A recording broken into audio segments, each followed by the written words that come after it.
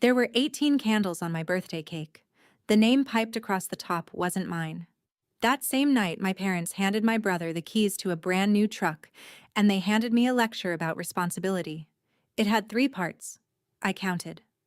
I smiled through all of it, because in our house, a daughter who smiled was furniture, and furniture doesn't cause scenes. Before sunrise, I was gone.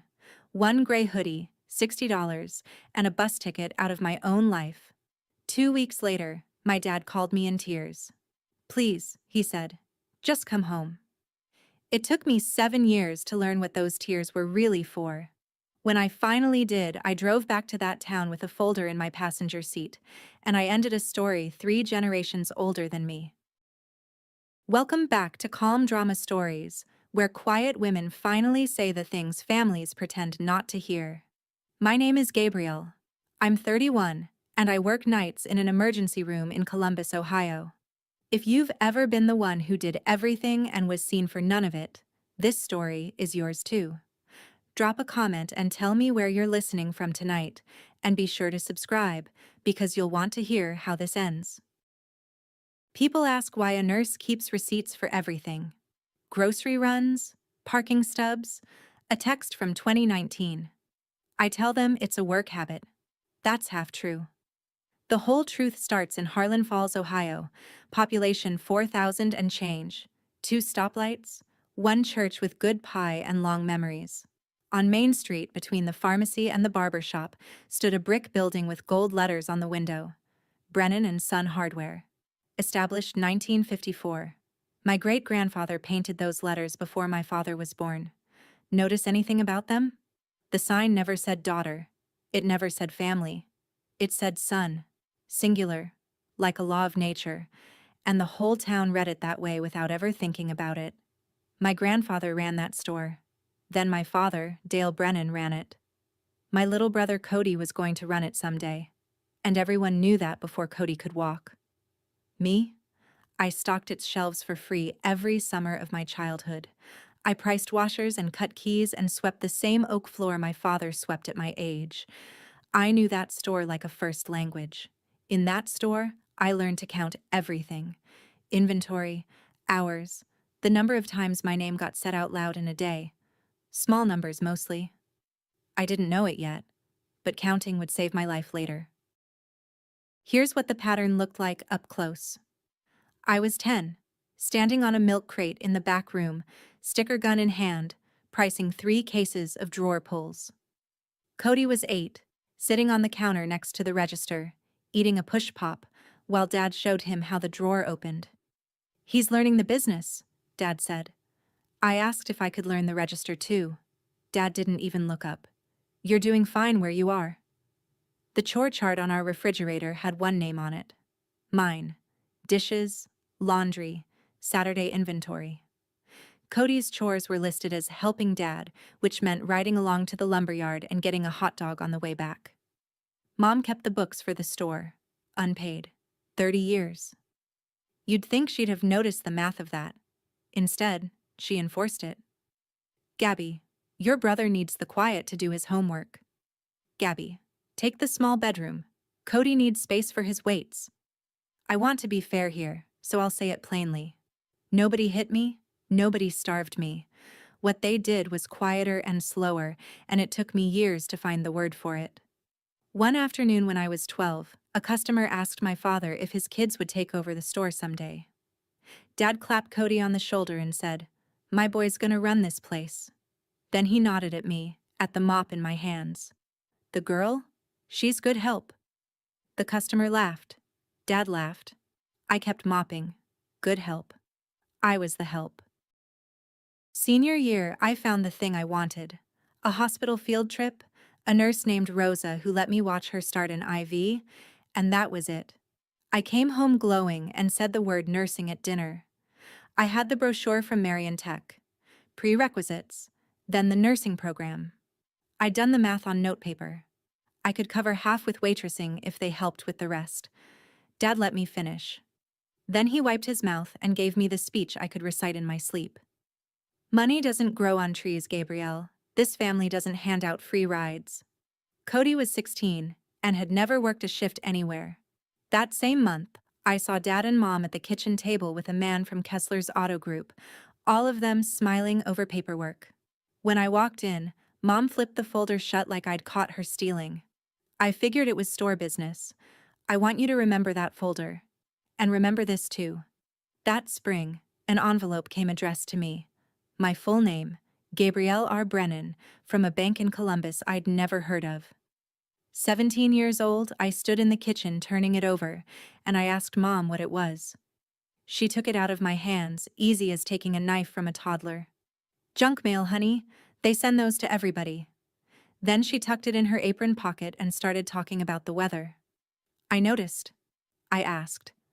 I got an answer built to end the conversation. Remember that envelope, it comes back. June 14th, 2013.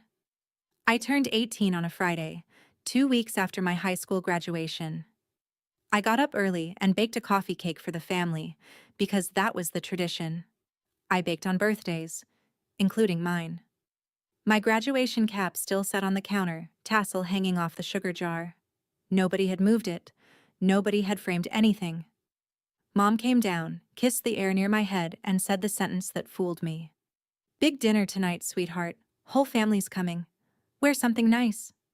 I stood there with flour on my hands and let myself hope. That's the part that still embarrasses me, more than anything that came after. 18 years of evidence, and I still thought maybe this once, the table was set for me. I even ironed a dress. Around noon, the phone rang, and it was Grandma Ruth, my father's mother, the only person in that family who said my name like it meant somebody. She'd owned the building the store sat in since Grandpa died, a detail nobody thought about except her. She didn't sing happy birthday. She said, "You're 18 today. That number matters more than they think." Her voice had something in it I couldn't place, like she was standing between me and weather I couldn't see yet. "Whatever happens tonight," she said, "call me after." I laughed and asked what could possibly happen at a birthday dinner. She didn't laugh back. The relatives came at 6. Aunts, uncles, my cousin twice removed, who only showed up for food. There was a strange energy in the driveway, people grinning at each other over my head, and a shape out front under a blue tarp that everyone pretended not to see. I pretended too. We ate. Then Dad stood, tapped his glass, and said, "Before we do cake, we've got something special." He walked us all out to the driveway and pulled the tarp off a brand new Silverado, dealer sticker still in the window, and tossed the keys to my 16-year-old brother. Cody screamed. He actually screamed. Everyone clapped. Dad put his arm around him and gave the longest speech I'd heard him give in years, about the Brennan name, about the store, about how a man needs a truck he can count on. "This family invests in its future," he said. On my birthday. I stood on the porch steps with my ironed dress and applauded my brother's truck. Then Mom carried out the cake, white frosting with blue trim, 18 candles already lit. She set it down in front of both of us, and that's when I read the icing. "Congratulations, Cody," in perfect bakery cursive.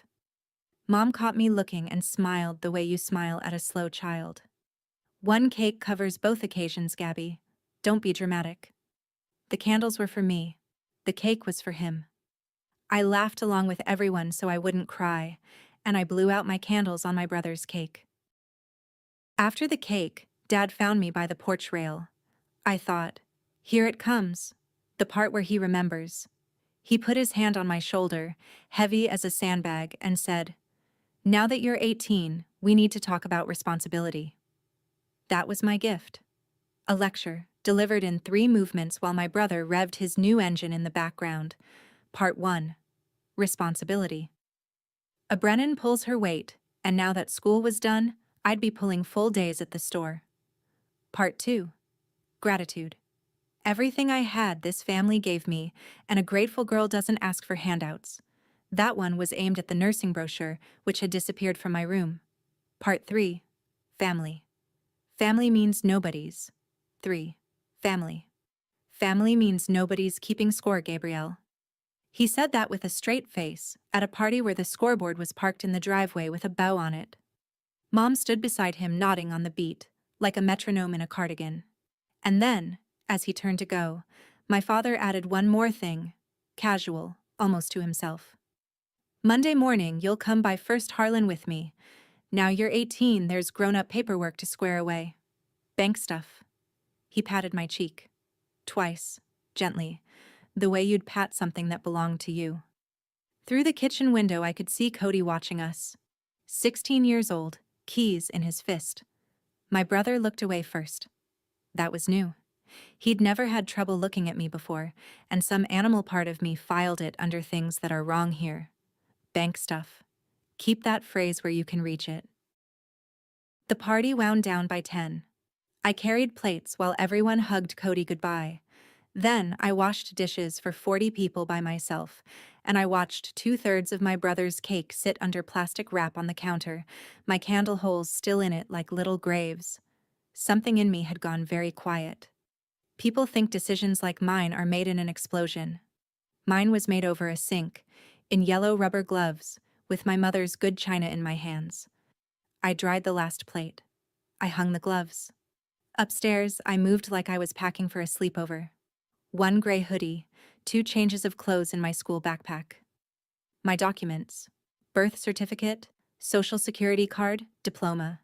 Because even at 18, I was the one who knew which drawer those lived in. And the roll of tip money I'd hidden inside a tampon box for 2 years, the one place nobody in that house would ever look. $60. I'd had more in the spring. The prom dress Mom insisted on, for Cody's sake, had eaten the rest. A story for another night. I stood in my doorway and looked at the room that had never really been mine, the smallest one, the one Cody didn't want. I didn't leave a note. A note is for people who will wonder. At 4 in the morning, I walked out the kitchen door, past the truck with its ribbon drooping in the dew, and down Route 9 to the Marathon station where the Greyhound stopped. The 5:40 bus to Columbus cost $28. I paid it and didn't look out the window. Columbus at 7 in the morning is loud and completely uninterested in you, which turned out to be exactly what I needed. I had $32, a backpack, and a list forming in my head. Shelter, work, ID, in that order, on a napkin, before fear could get a vote. I spent the first night in the bus station pretending to wait for a bus, spine against a wall, backpack strap wrapped twice around my wrist. Don't let anyone romance that to you. It was frightening, and it smelled like bleach. And I'd do it again before I'd go back. In the morning, a woman at an information desk looked at me for a long second and slid a flyer across the counter. A drop-in center on 4th Street. The drop-in center led to a youth shelter that took 18 to 21s, a bunk, a locker, a caseworker named Miss Petty, who talked like a drill sergeant and kept butterscotch in her desk. On day 3, I used the payphone and called the only number I'd brought on paper. Grandma Ruth picked up on the second ring, like she'd been sitting by it. "I'm safe," I said. "I'm in the city. Don't tell them where." I could hear her breathing, steady as a clock. "I won't," she said. Then, before she hung up, my grandmother said the thing I'd carry like a coin in my pocket for the next decade. "For the record, child, you should have had your own cake. It sounds small. Stand where I was standing, 20 cents poorer, and it was the first time in 18 years anyone had put it on the record at all." By the end of that week, I had a job. Earl's Half Moon Diner off Livingston Avenue, dish pit to start. Earl was 60, built like a mailbox, and hired me because I showed up at 6 a.m. 2 days in a row without being asked. Within a month, he had me waitressing the counter. The work was hot water and burned forearms and quarters counted into a coffee can, and I want to be honest, I was good at it, because I'd been trained my whole childhood to serve people and stay invisible while doing it. Turns out that's a marketable skill. The other waitress on weekends was Tanya Ruiz, 20, loud, generous, studying for her GED on the milk crates out back. She heard where I was sleeping and said her cousin's building had a room, split rent, no questions except one. "You gonna be boring about the dishes in the sink?" First friend I ever chose. Meanwhile, 90 miles up the road, here's what was happening in my parents' house. And I know this because my grandmother told me later, dry as toast. Nobody noticed I was gone until Sunday afternoon. 2 full days. They thought I was sulking in my room, and the theory survived that long because the chores were the only thing that missed me, and Mom assumed I was doing them quietly. When they finally opened my door and found the bed made and the closet thin, my mother's first call wasn't to the police. It was to my grandmother, and her first question wasn't whether I was alive. It was, "Did she say anything about Monday?" 14 days after my birthday, my phone lit up on the diner counter. Dad. I stood in the kitchen doorway at the half moon with the phone buzzing in my palm, and Earl looked over and said, "Take it or don't, but the coffee's burning." I took it, and my father, a man I had never once heard cry, not in 18 years, was crying. "Gabby." His voice came apart on my name. "Please, just come home. Your mother's sick over this. We did wrong by you, sweetheart. I know it. Please, just come home." Sweetheart.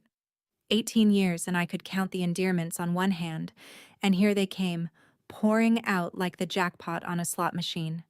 And God help me, it was working. My eyes went hot. My mouth opened. Somewhere in my chest, the 8-year-old who used to sit on the stairs hoping to be called down was already packing. I heard myself start to say, "Okay." And then, underneath his crying, I heard my mother's voice in the background. Low, impatient, the voice she used when a customer was taking too long at the register. She didn't know I could hear her. "Just get her home first. The paperwork can wait till she's here." The paperwork can wait till she's here. My father kept crying into the phone, and I stood there listening to both channels at once, the grief on top and the logistics underneath. "Gabby? You still there, baby?" I looked at the phone the way you'd look at something moving in your peripheral vision. Then I hung up, wiped my hands on my apron, and refilled 4 coffees down the counter without spilling a drop. That night, my grandmother texted me one line, "Don't come back for them. If you ever come back for you." I gave myself one night to fall apart about that phone call. One. I sat on the fire escape of Tanya's cousin's building with a gas station iced tea and cried until the streetlights blurred, and then I was done, the way you're done with a shift. The next morning, I flipped over a half-moon napkin and wrote a plan on it with Earl's counterpen. CNA course first, cheapest ticket into a hospital. Then prerequisites at Columbus State, 1 class at a time, paid in cash. Then the nursing program. Then RN. I gave it 7 years, and I taped that napkin inside my locker at the shelter, and later inside every apartment cabinet I ever had. Sundays became the architecture of my week. Every Sunday at 4, my grandmother called, and we traded our weeks like ration cards, her hip, my tips, the pie situation at First Methodist. She never once asked when I was coming home. She asked better questions, like what a catheter was, and whether Earl paid overtime. Here's the thing I noticed, though, and I want you to notice it with me. After that first tearful call, my father never called again. Not on my 19th birthday. Not at Christmas. A man cries down the phone like his chest is caving in, begs his daughter to come home, and then 2 weeks of silence, then a year of it. Tears that urgent don't just evaporate, unless they were never attached to me in the first place. It would be 7 years before I found out what they were attached to. Believe me, we're getting there. Now, the part nobody warns runaways about. I marched into the financial aid office at Columbus State that fall, 18 and employed, and feeling extremely adult. And a nice woman explained that as far as the federal government was concerned, I didn't exist without my parents. Under 24, unmarried, no kids. Then the aid forms need your parents' tax information, she said, their signatures, their cooperation. But I don't live with them. I support myself. She'd heard it 100 times. There was a hardship override, she said, but it needed documentation, abuse reports, letters from clergy, a paper trail. My childhood had been very careful not to leave one. Nobody files a police report about a chore chart. So I called the house. Mom answered, sugar-voiced, and when I asked for a copy of their tax forms for the aid application, the sugar cooked into something harder. Well, that's family financial information, Gabby. You walked out on this family, remember? Doors swing both ways. Click. There are many ways to keep a daughter. Paper is the cheapest. So I paid retail for my own future. One class a semester at first, cash at the bursar's window. Anatomy flashcards taped over the dish sprayer while I worked doubles. Do the math on a waitress funding college at market price and you'll understand why it took the years it took. I'm not telling you this for sympathy. I'm telling you because I need you to know exactly how much every single credit hour cost me, because of what I found out later about where my money had been going all along. While I was pricing out my future by the credit hour, back home a different version of me was being manufactured. My grandmother saw it up close. At First Methodist, at the Rotary Pancake Breakfast, in the checkout line at the IGA, my mother told the town what happened to her daughter, and what happened, in her telling, was a boy. Gabby ran off with some boyfriend from the city. Broke our hearts. We pray she comes to her senses. Sometimes there was a shrug that did more work than the words. Wild girl. Ungrateful. You do everything for them, and this is what you get. The town nodded along because my parents were Main Street and I was a girl who'd left, and a small town always believes the person who stayed. My grandmother mailed me a clipping that spring, the church bulletin's prayer list. Please pray for the Brennan family, and for Gabrielle, wherever she has wandered. Wandered. Like I was livestock that slipped a fence. I stood at the mailbox reading it, and Tanya read it over my shoulder and said, "They put it in the church paper?" And whistled low. Here's what I did about the town's version of me. Nothing. I want you to remember that too, because it becomes a theme.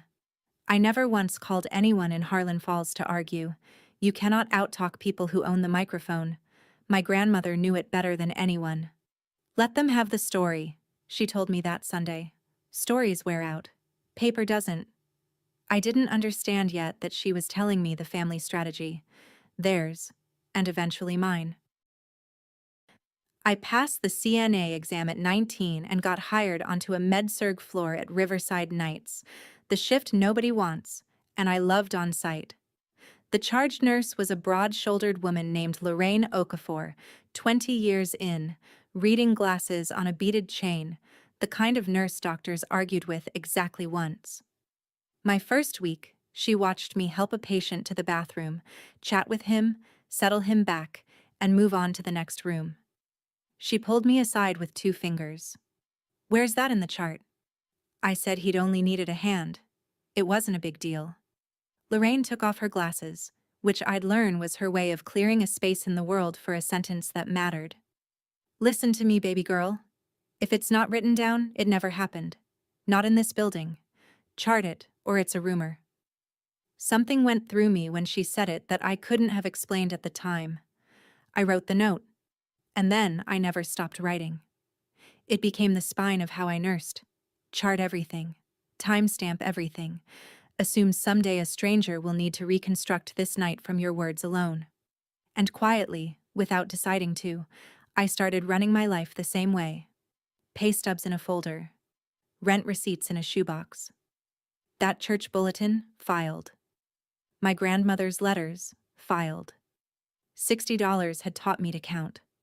Lorraine taught me the other half. If it's not written down, it never happened. Hold on to that sentence. It's the hinge this whole story turns on. Lorraine's rule kept me alive in more ways than one. If you've ever had to write things down just to prove to yourself they happened, the slights, the debts, the unfairness nobody else would name, tell me about it in the comments. I read every single one.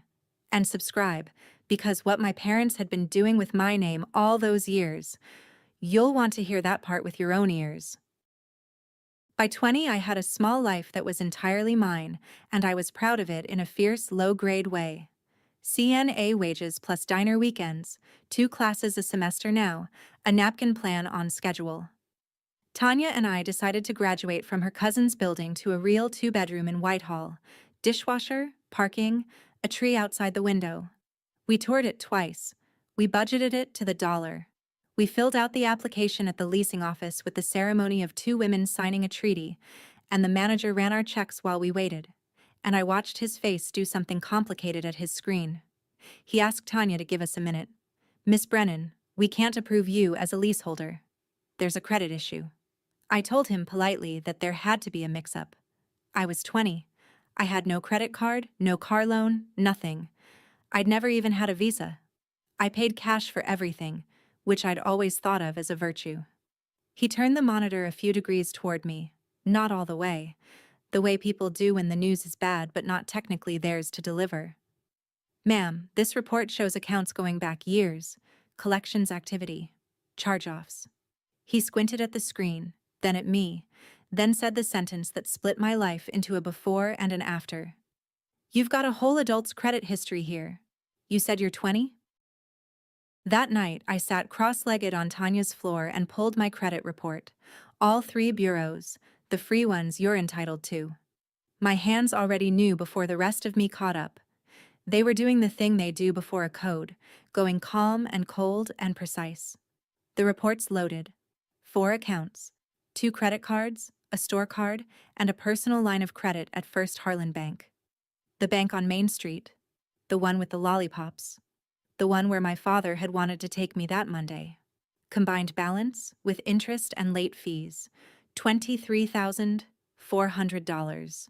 The oldest account was opened in October 2011. I was 16 years old in October 2011. I sat there doing the arithmetic of my own childhood. The billing address on every account was my parents' house. The mailing address was my parents' house. That envelope when I was 17. My full name. A bank I'd never heard of. Junk mail. Honey.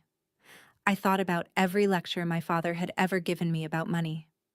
"Money doesn't grow on trees, Gabrielle," delivered while my name was out working for him at 22% interest. "This family doesn't hand out free rides." No. It took them. And then the last puzzle piece slid in so quietly I heard it click. Monday morning, First Harlan. Grown-up paperwork. Get her home first. The paperwork can wait till she's here. They hadn't wanted their daughter back. They'd wanted the signature that would turn their crime into my debt. Tanya found me at 2 a.m. still on the floor. "Gabby, whose accounts are those?" I heard my own voice answer from somewhere across the room. "Mine, apparently. I've been very generous." The next day, I called the fraud department at First Harlan on my lunch break, sitting in my car with a legal pad on the steering wheel, because by then I took notes the way other people breathe. The woman who picked up had the voice of someone who has heard everything twice. I explained. Accounts in my name, opened when I was a minor at a bank I'd never walked into as a customer. She didn't gasp. That told me plenty. "Ma'am, was your social security number available to a parent or guardian?"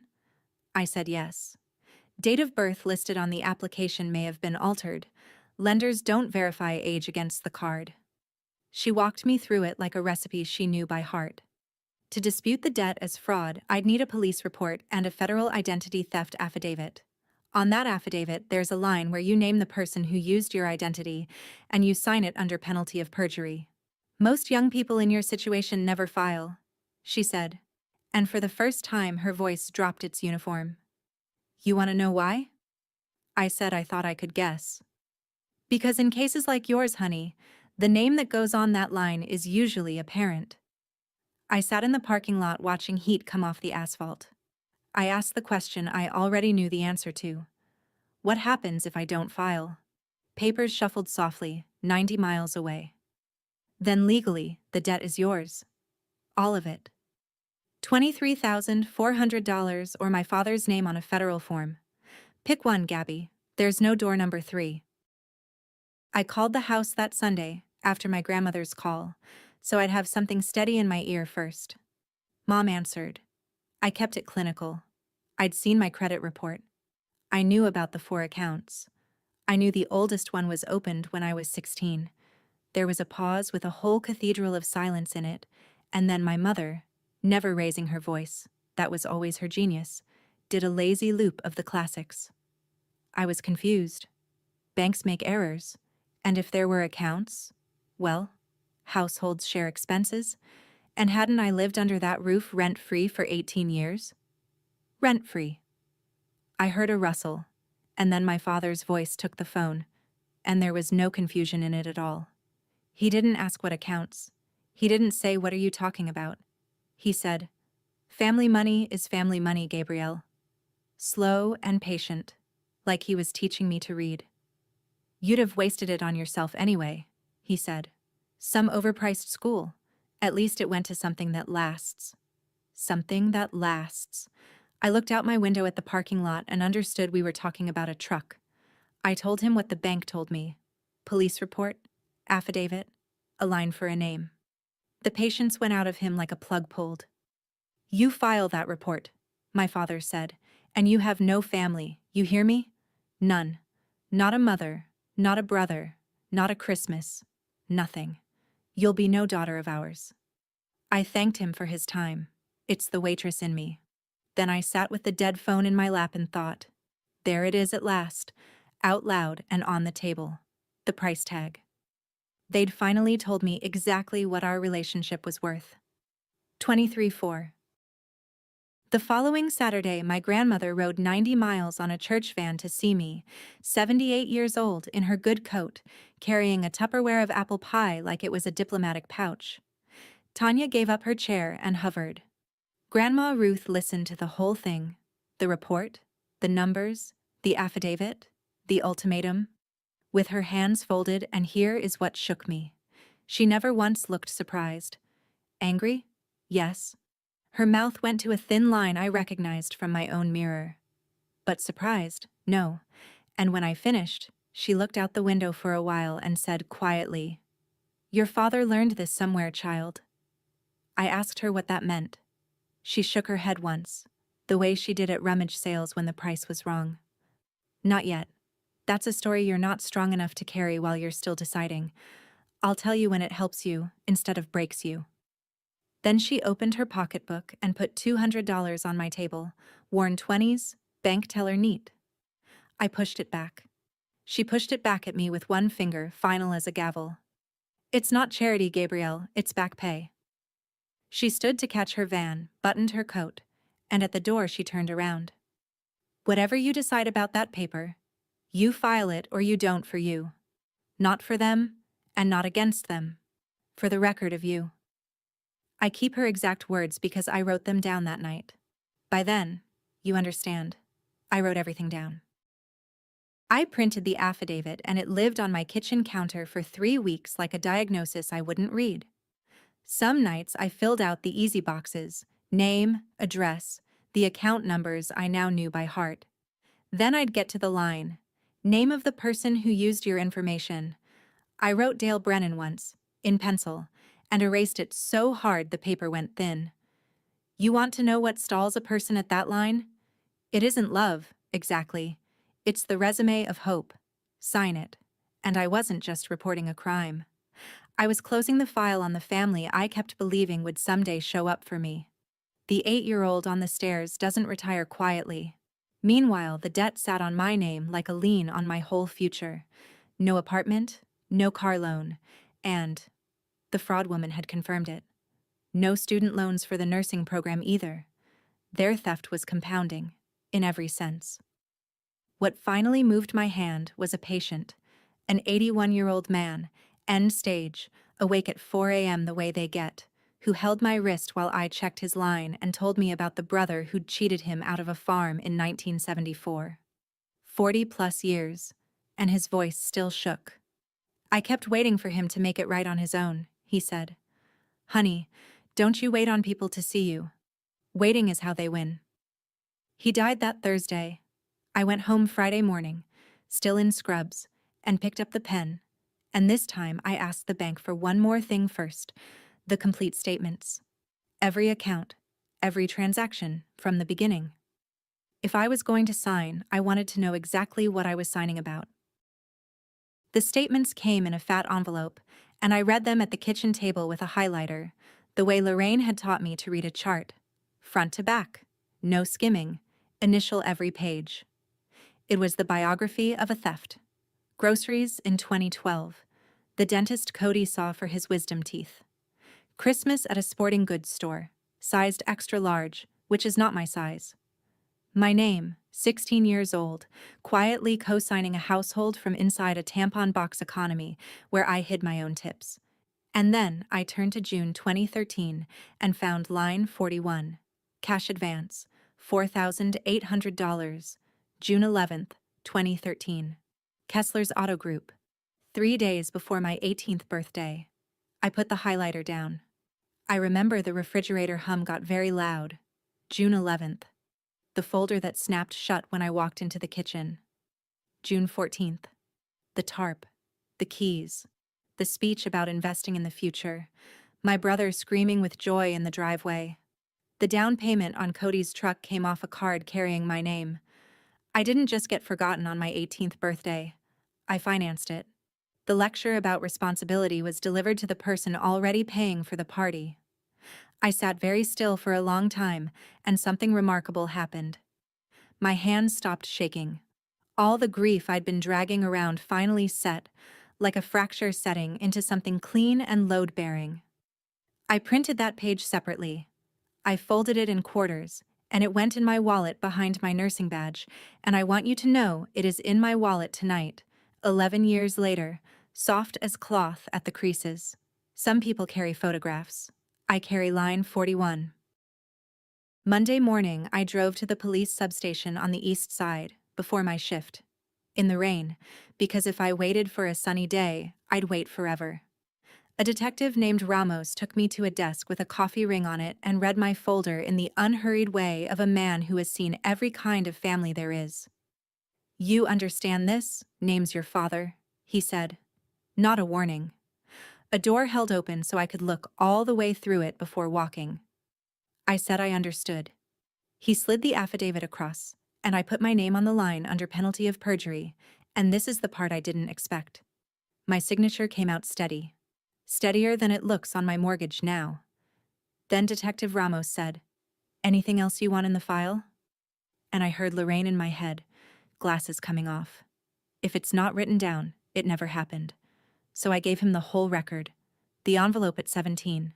Monday morning bank stuff. The phone call. The paperwork can wait till she's here. Line 41, unfolded from my wallet already. He typed it all. 2 fingers, no expression, and at the end he printed the report and put the case number at the top, and I copied that number into my notebook like a vital sign. Walking to my car, I waited to feel triumphant. What I felt was the specific quiet of a hospital room after a machine gets switched off. Somewhere in that rain, the last version of me that could ever go quietly home died on the table. Nobody called a time. I just drove to work and clocked in. The bank's fraud unit notified the account holders. That's procedure. I learned a lot about procedure that year, the way you learn a language by moving to the country. The response from Harlan Falls arrived within a week, in layers. First, a voicemail from my mother that started in her church voice. "Gabby, sweetheart, there's been a terrible misunderstanding." And curdled, by the end, into something I only played once. The word ungrateful appeared. The word vindictive. The phrase after everything we sacrificed, which remains my favorite sentence my mother has ever said, for its engineering alone. Then a text from Cody, 18 by then. "Why are you doing this to Dad? He's not sleeping. Whatever they took will pay you back someday, just drop it." I sat with that message a long time. I typed out 11 different replies over a week, long ones, short ones, one that was just a photo of line 41. I never sent any of them. What do you tell the boy who got the truck? He wasn't lying. He genuinely didn't know the whole of it. Not knowing was his whole job in that family, and they'd trained him for it since birth. Same as they'd trained me for mine. Detective Ramos called once that month. The county attorney wasn't inclined to prosecute an intra-family case if the victim wasn't pushing, he said. Was I pushing? I looked out the break room window for a while. "I want my name back," I told him. "I don't need his head." Some of you will disagree with that call. I understand. But the affidavit stood, notarized, permanent, and the blocks went onto the accounts. And a paper I'd signed in the rain started slowly to work, too. It took 18 months of certified letters, dispute cycles, and one very patient woman named Yolanda at a credit counseling nonprofit before the last fraudulent account came off my file. 3 came off clean. The store card fought. The furniture chain wanted its money from somebody and wasn't picky about who. And Yolanda taught me the magic of the phrase, per my affidavit on file, until they gave up too. The week my score finally cleared the bar, I sat in a financial aid office again, 22 years old, and this time the numbers ran green. Student loans, in my own name, by my own choice. I know people complain about student debt, and fair enough, but I signed those forms almost tearful with gratitude. Debt I chose. You can't imagine the luxury. I got into the nursing program on my second try, kept the diner on weekends, and lived on drive-through coffee and Lorraine's flashcard quizzes at 3 a.m. Meanwhile, my grandmother's Sunday calls kept the thread alive, and one October she mailed me a photograph with a rubber band around it, black and white. A boy behind the register at Brennan and Son, 1983 or so, cowlick apron, maybe 17. It took me a second to recognize my father, because I had never once seen that expression on him. He looked trapped, caught mid-shift in a life he hadn't ordered, eyes on something out the window, out past Main Street. On the back, in my grandmother's fountain pen, one line. Ask me about Colleen someday. I turned it over twice, that name ringing nothing. There was no Colleen in our family. I'd have known. Wouldn't I? I graduated from the nursing program in May 2019, 3 weeks before my 24th birthday. At the pinning ceremony, nursing schools give you a moment. Your name read aloud. A pin, a candle, the works. I mailed 2 invitations. My grandmother and Tanya. Earl closed the diner early to come anyway, so 3. The day before the ceremony, I was charting at the station when a delivery kid came down the hall with an arrangement of white roses the size of a toddler. The other nurses did the ooh thing. I checked the card, expecting Earl had overspent. The card read, "We are so proud of you, honey. We always knew you had it in you. Mom and Dad." I stood there holding it, and the floor did a slow, gentle tilt. 4 years. 4 years of nothing. No call after the affidavit. No card at Christmas. Radio silence so complete it had become a kind of weather. And now roses, and proud, and honey, unprompted, 3 weeks before my birthday, 1 day before my pinning. How did they even know about the pinning? I hadn't told them. I hadn't told anyone in that town but my grandmother, and she guarded my news like a bank vault. Tanya said maybe people change. Lorraine looked at the roses the way she looked at a suspicious lab value, and said nothing, which from Lorraine was a paragraph. And me? Here's my confession. The 8-year-old on the stairs stood right up, dusted off, ready to be called down at last. I put the roses in water. I wish I could tell you I threw them out. I put them in water. They came. My parents walked into that auditorium in their church clothes, and my mother cried at the right moment, and my father shook Lorraine's hand and said, "We always knew she had it in her," which, you'll notice, is the same sentence from the card, because good marketing repeats. My grandmother sat between them and me like a checkpoint, spine straight, purse on her lap with both hands on it. Afterward, there were photos on the lawn. My mother arranged us. "Dale, you stand by Gabby." With the efficiency of a woman staging a window display, and in every shot her hand rested on my shoulder, light as a price tag. And I let it happen. I want to be honest about that, because it matters for everything after. It wasn't stupidity. I knew what I knew. The affidavit was 4 years old and none of it had been withdrawn, and my father had never once said the word sorry. That word was not said on the lawn either, by anyone. What I felt was closer to an experiment. Some clinical part of me stood outside the frame, arms folded next to Lorraine, taking notes. Subject's family exhibiting affection, onset sudden, etiology unknown. But the rest of me, the stairs kid, was warm for the first time in years, and warmth is a hell of a drug. As they left, my father squeezed my elbow. We'll talk soon, sweetheart. Got some things to celebrate as a family. My grandmother watched their taillights leave the parking lot, then turned to me and said, "Lo, watch what they ask for next." I told her she was being dark. She patted my cheek, twice, gently, and got in Tanya's car. The campaign that followed was beautifully run. I say that with professional respect, the way you'd admire a clean surgical field. Mom called every week, always Sunday evening, right after my grandmother's slot, which I noticed and hated myself for noticing. She kept it light for months. Weather, church gossip, Cody's promotion to floor manager at the store, a recipe for chicken and dumplings. Never the affidavit. Never the 6 missing years, which had been repackaged as all that unpleasantness, a phrase that did more lifting than a forklift. And then, October, the ask, soft as a slipper. "Come home for Christmas, Gabby. Your father misses you. Your room's still there." Her room's still there. I drove up in December with Tanya's voice in my head telling me to keep the tank full, and I did the thing I want on the record. I set terms. I would come for Christmas Eve dinner, and I would sleep at my grandmother's house on Cedar Street, and I would drive myself, in my own car, back to Columbus the day after. My mother laughed her wind chime laugh. "So independent now." "Yes, ma'am. Independence was the souvenir from last time. For what it's worth, my room was not still there. It was a Bowflex and a treadmill and Cody's old football trophies. I felt weirdly relieved, honestly. One less thing pretending. At dinner I'd learn what 6 years of my absence had done to Brennan and Son, and what a blue and orange big box store 11 miles up the highway in Marion was doing to it. And why, exactly, my family had rediscovered its love for me in the spring of 2019. But first, my father wanted to show me the store. Christmas Eve morning, I woke at my grandmother's before dawn out of pure shift habit, borrowed her spare key to the building.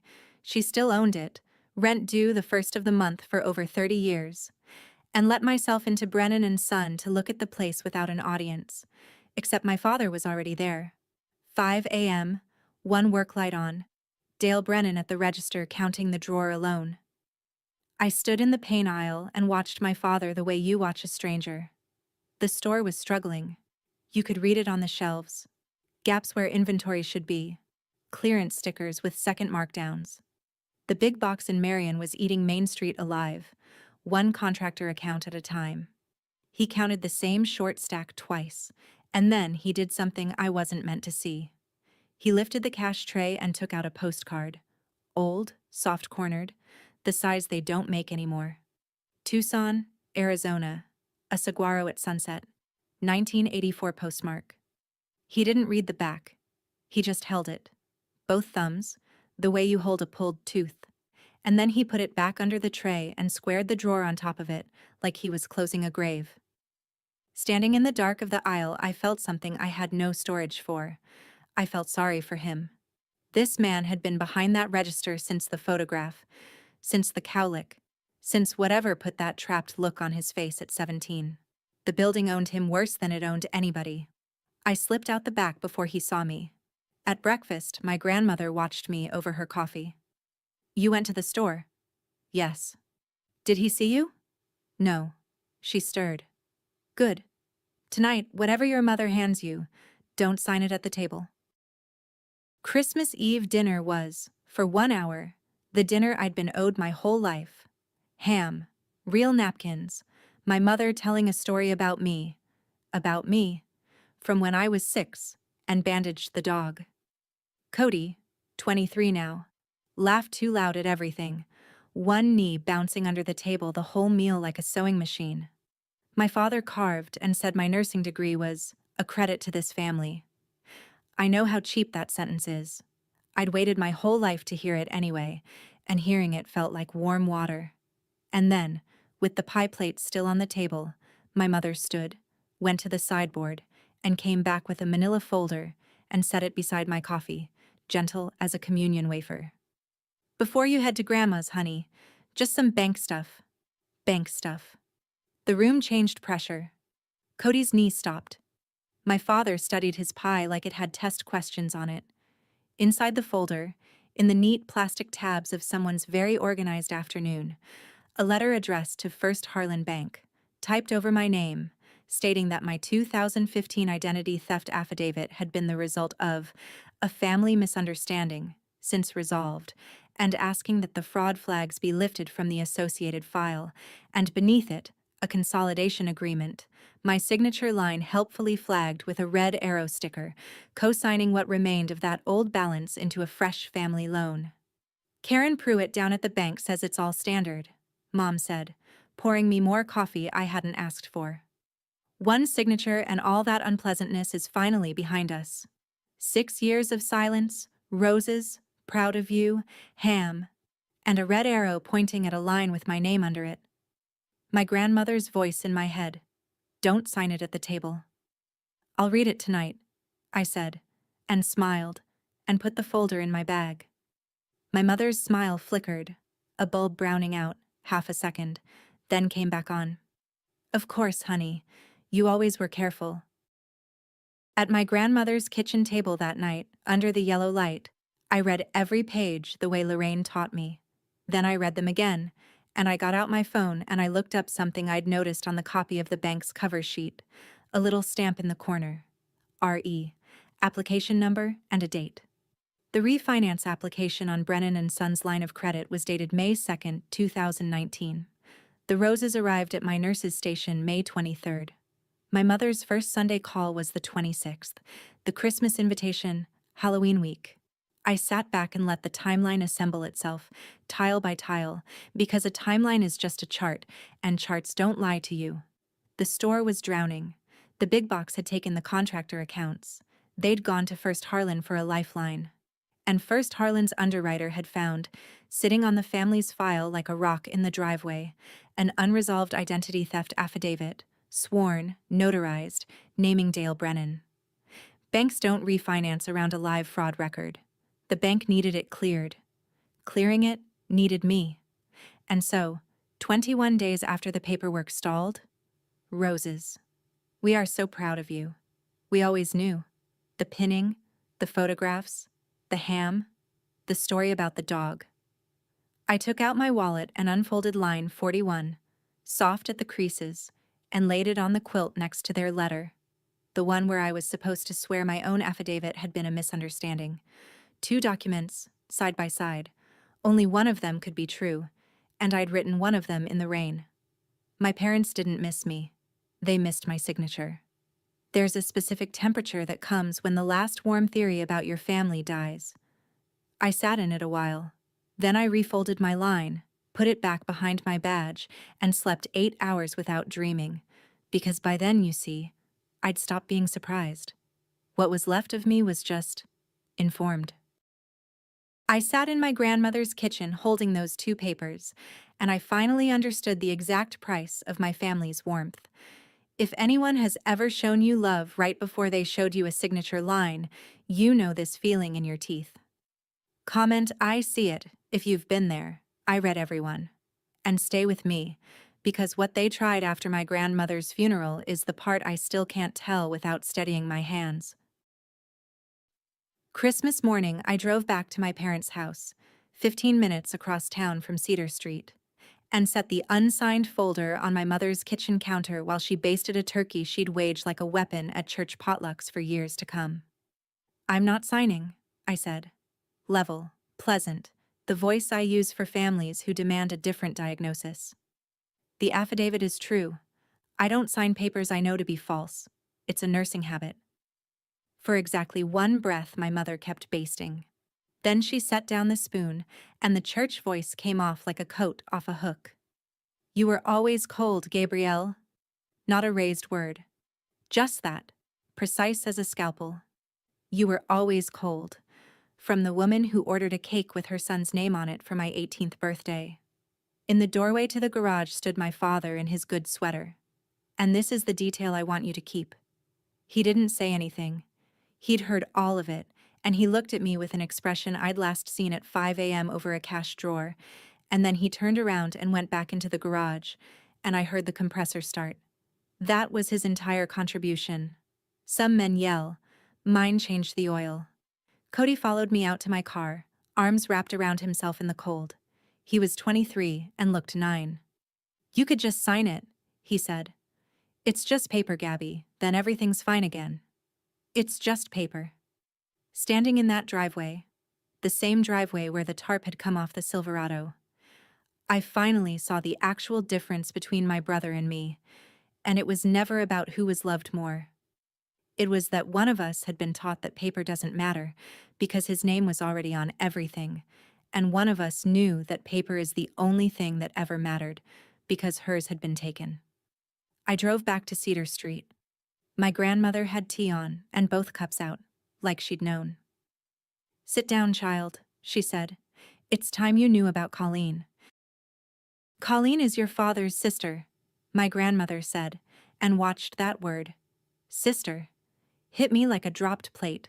Older by 3 years. Smart, stubborn, wanted to be a dental hygienist, had the brochure and everything. I heard my own life being read to me from someone else's chart. In 1983, Colleen's certificate program money, a passbook account my grandmother had been feeding since Colleen was born, was emptied by my grandfather to cover the store's spring order after a bad winter. No discussion. Family money is family money. Colleen found out, said her piece at the register in front of customers, and left town 3 weeks later at 19. The town got told she ran off with a trucker. The prayer list got her name, and the family got a rule that was never written anywhere, but governed everything. We don't speak of her. Your father was 17, my grandmother said. He watched all of it. He watched what it cost to leave, and what it paid to stay. He was the son, staying paid. She slid the sugar bowl at me and delivered the rest with her eyes level.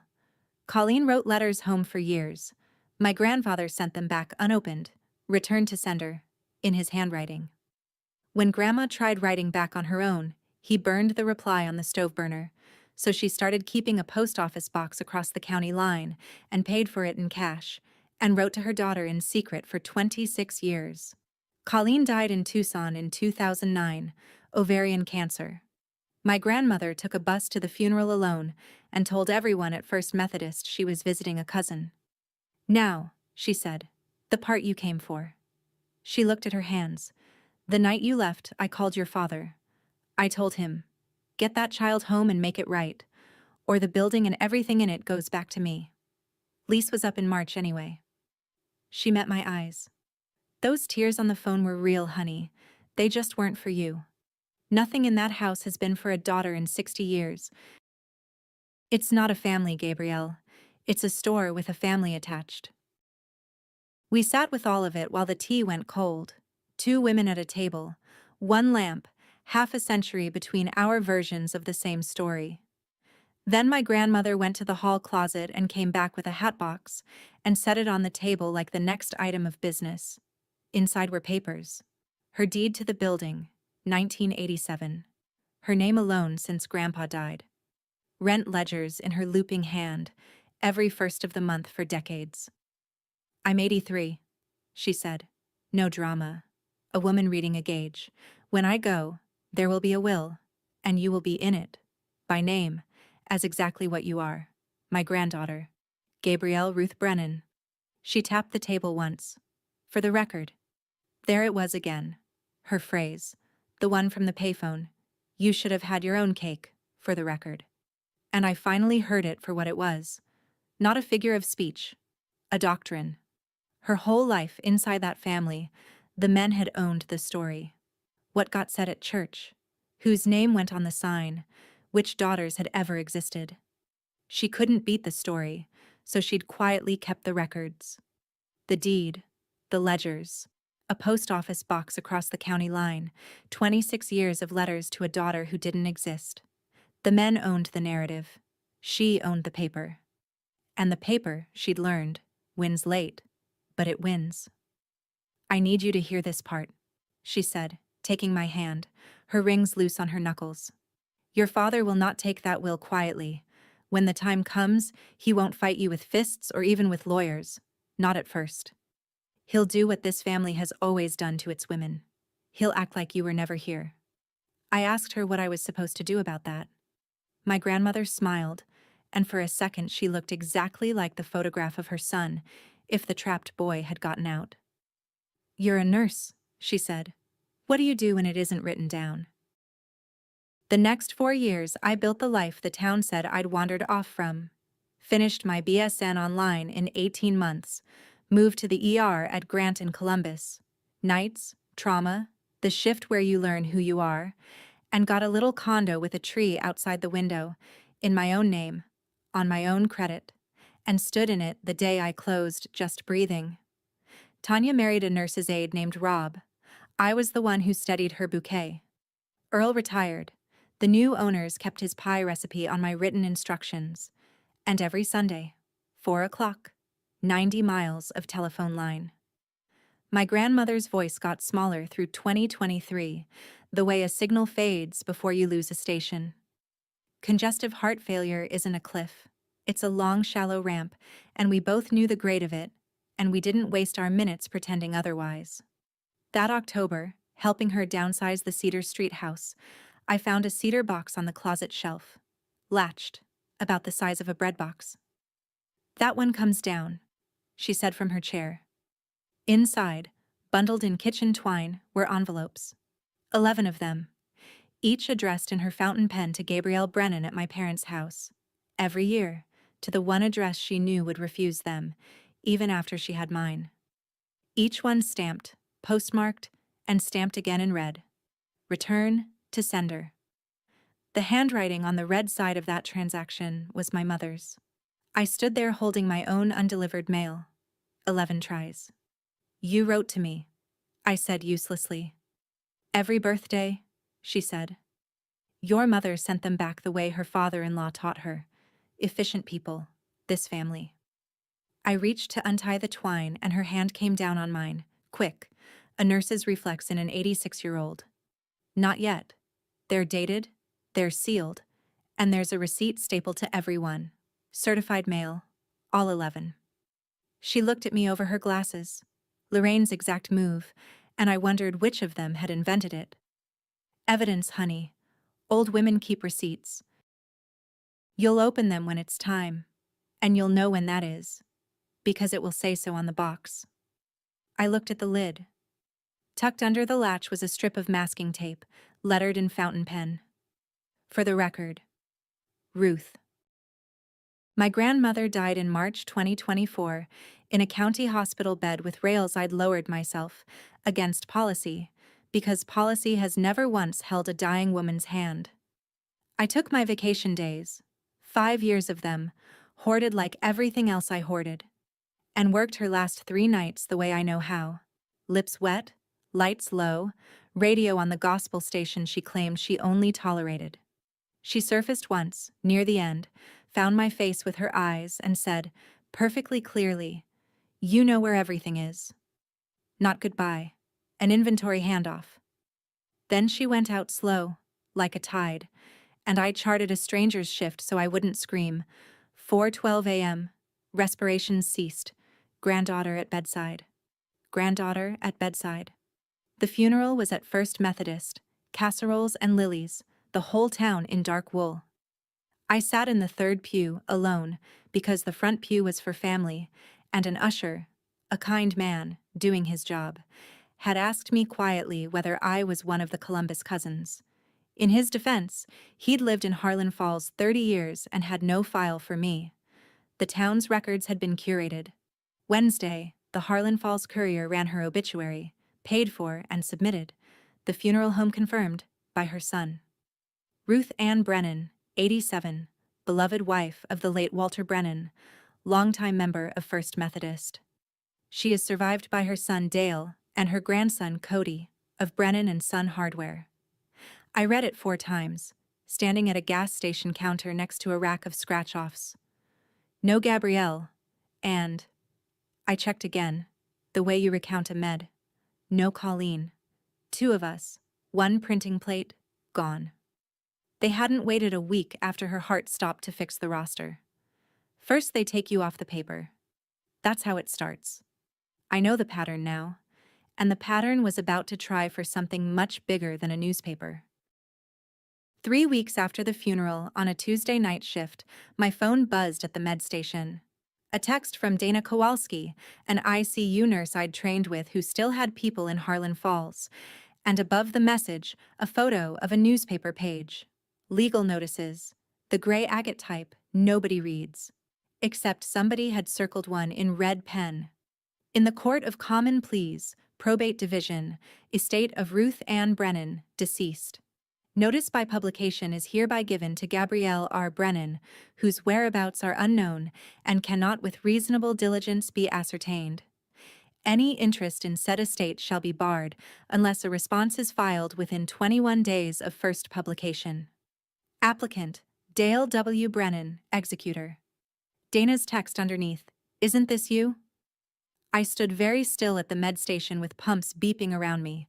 Whereabouts unknown. I have had the same cell number for 11 years, the number my father wept into in 2013. I have lived at 2 addresses in that time, and my parents sent a Christmas card to one of them in 2019, the year they needed me findable, and white roses to my hospital, to my exact unit, cannot with reasonable diligence be ascertained.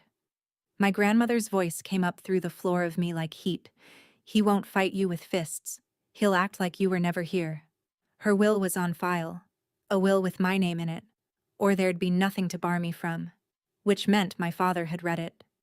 He knew what she'd left me, and this was the play. No confrontation, no argument he could lose. Just a legal instrument, a sworn statement to a county judge that his firstborn could not be found, a little agate type in a paper I'd never see, and a clock. 21 days from first publication. I called the courier's legal desk on my break for the run date and did the arithmetic twice because I didn't believe it the first time. The notice had been running for 19 days. I had 2 days. He had almost done it. He had almost erased me the way you're supposed to in this family, politely, procedurally, and in writing. Here's what I did not do with my 2 days. I did not call my parents screaming, which had a certain appeal. I did not post anything anywhere. Rage is loud and useless, like an alarm nobody's assigned to. What I did was clock out at 7, sleep 4 hours because a nurse with no sleep is a danger to her own case, and at 11 a.m. I was on the phone with the probate clerk of the county, speaking in the calm, spelled-out sentences I use for poison control. The clerk was helpful, the way clerks are when you're polite and specific. Yes, the estate was open. Yes, notice by publication had been granted on the executor's affidavit that my address could not be found with reasonable diligence. Yes, I could still file an entry of appearance and a response. Before the bar date, in person was safest. And then the clerk said, with the mild bored kindness that I will love forever, "You'd be surprised how often the missing heirs turn out to have the same last name as the executor." So it had a genre. Even at the courthouse, it had a genre. I took a personal day. My manager stared. I hadn't taken one in 5 years. And then I sat down at my kitchen table with coffee and did what my grandmother trained me to do without ever using the words. I pulled the file, because here's the thing about being the family's erased daughter and also being a nurse trained by Lorraine Okafor and raised, in the ways that count, by Ruth Brennan. I had spent 11 years accidentally preparing for exactly this. They were counting on a girl who'd vanished. What was coming for them instead was a records department. I laid it out on the kitchen table in the order a stranger would need to understand it, tabbed and labeled, because the judge would be a stranger and strangers believe folders, not feelings. Tab 1, Identity. Birth certificate, driver's license, utility bills. Gabrielle Ruth Brennan. Findable at the same address since 2021. Tab 2. They know where I live. The 2019 Christmas card from my parents, kept with its envelope. My address in my mother's handwriting. The florist's delivery slip from the pinning. My hospital. My unit. Cell records showing calls from the house number to mine, Sunday after Sunday, 2019 into 2020. Tab 3. The pattern. My 2015 identity theft affidavit and the police report number, establishing in a sworn federal document my father never contested, that this executor once used my identity when it was profitable and knew precisely where I was when he needed it. Tab 4. The letters. 11 sealed envelopes to me in my grandmother's hand, each with its certified mail receipt stapled on, each stamped, "Return to sender" in my mother's handwriting. An 11-year paper trail of this family knowing exactly who and where I was, and sending me back like a defective part. I stapled nothing myself. Ruth had already stapled everything. I just put her work in order, and somewhere around midnight I sat back and looked at the table and laughed. Once, at the size of it. 11 years of my life, written down. They had the sign, the store, the church, the paper, the whole town's mouth. Fine. I had the receipts. Line 41 came out of my wallet one more time and went into tab 3, in a plastic sleeve, like the relic it is. Then I slept, showered, put on the navy suit I bought for conference presentations, and drove 90 miles to the county courthouse to introduce the court to a woman whose whereabouts were unknown. The filing itself took 11 minutes, which is the great secret of courthouses. The building is dramatic. The counters are not. Entry of appearance, response of interested party, my folder accepted, stamped, scanned. The clerk compared my license to the notice, looked up with one eyebrow at a fully ascertained woman standing at her window, and said, "Well, you look found to me." Then, because probate files are public, I asked to read my grandmother's will, and a deputy clerk set me up at a wooden table with the original in a numbered folder. Last Will and Testament of Ruth Ann Brennan. Her voice came off the page so strong I had to stop twice. To my son, Dale, the Cedar Street house and its contents. To my grandson, Cody, the Buick and $10,000, on the condition he changes his own oil, which I know he can't. Classic Ruth. A joke, notarized. And then, item 4. To my granddaughter, Gabrielle Ruth Brennan of Columbus, Ohio. Of Columbus, Ohio. Right there, in a document her executor swore he couldn't trace. I give and devise the commercial building at 114 Main Street, Harlan Falls, together with all rents and appurtenances, and my cedar keepsake box, which she knows. And this instruction, which I direct be read aloud. Everything with your name on it is yours, child. See that your name is on the right things. The clerk pretended not to watch me read it. The building. She'd left me the building. The brick under Brennan and Son Hardware, the ground under the gold letters, the rent due the first of the month. My middle name is Ruth, because she outstubborned my father over a hospital form 30 years ago. That was the first thing she ever put on the record for me. This was the last. In the margin of my copy, I wrote the date, the way I sign a chart.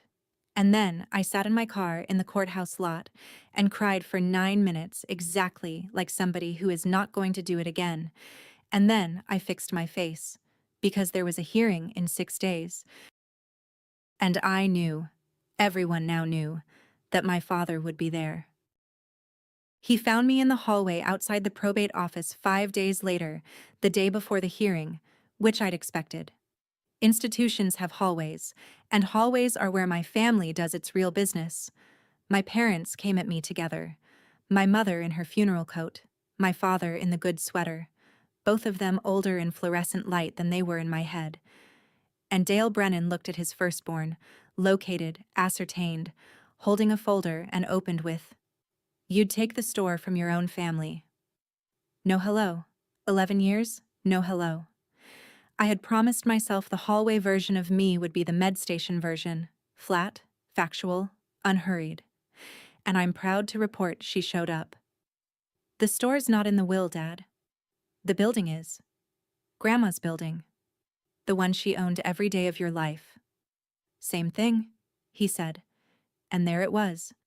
The entire cosmology in a coin toss. The family's things and his things. One pile, always. My mother stepped in, wet-eyed, hand out. "Gabby, sweetheart. Grandma was very old and you know how she got. Your father built that store. You'd put your own brother on the street over some Misunderstanding from years ago? That word again. Their whole vocabulary was load-bearing. I looked at the two of them, and I took out my wallet, and I unfolded the soft gray page from behind my badge, and I held it up, not handing it over, just showing, the way you show an X-ray. Line 41, I said.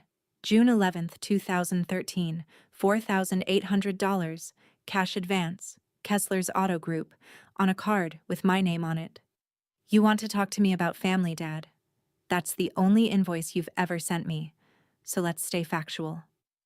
My father's face did something I had never seen it do in my whole life. It went uncertain. My mother started to speak and he touched her arm. The same gesture he used on me at 18, twice, gently, and steered her toward the courtroom doors. Over his shoulder, quiet, not for the hallway. This isn't finished. He was right about that much. At 9 o'clock that night, my apartment buzzer rang. Through the intercom static, I heard my father's voice say my name, and I stood in my kitchen for a moment with my thumb over the button, understanding that whatever came up those stairs was the last version of this family I would ever be offered. I buzzed him in. Dale Brennan stood in my doorway in his canvas jacket, hat literally in his hands, working the brim like a rosary, and he was crying. Second time in my life I'd seen it. The first was 14 days after my 18th birthday, through a telephone. Please, my father said. Just come home. Word for word. 11 years, and the script hadn't changed, and I stood there feeling the sentence land in the exact old crater it had made the first time.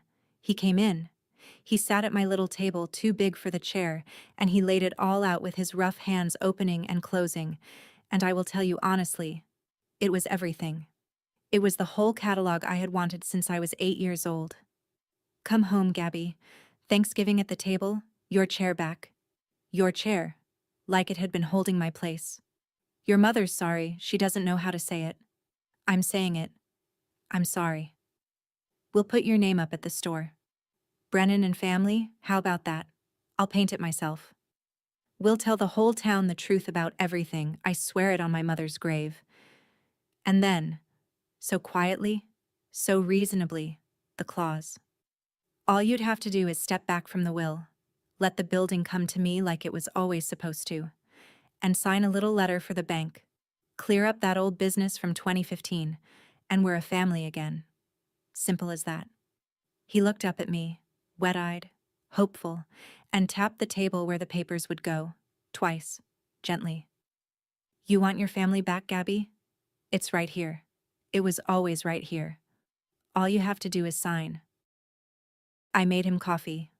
I want that on the record. I made my father coffee in my own kitchen, in a mug with my hospital's logo on it, and he wrapped his hands around it like it was winter. And for one long minute, we were just two tired people at a small table, and I let myself feel the full weight of what was for sale, because that's what it was. He wasn't lying, that's the thing. The Thanksgivings would have been real. The chair, the sign, the town. He'd have delivered